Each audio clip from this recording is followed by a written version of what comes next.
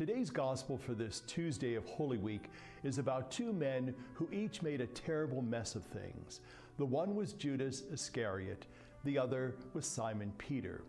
We all know their story and their failures. We all know what they did to Jesus in his hour of need, and yet one we hold in highest esteem, and the other we harbor mixed feelings of contempt and pity. Why is that?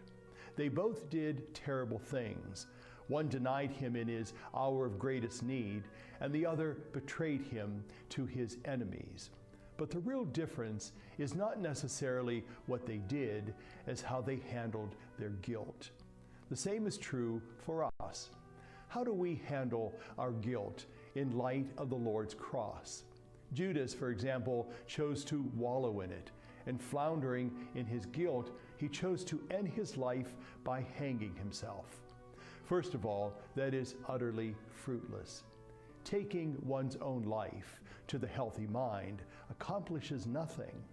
I often wonder if Judas had done things differently and gone to Jesus and confessed his guilt and shame, and in turn received the Lord's forgiveness and received what Peter received. Guilt and shame are nothing but smoke that suffocates our lives.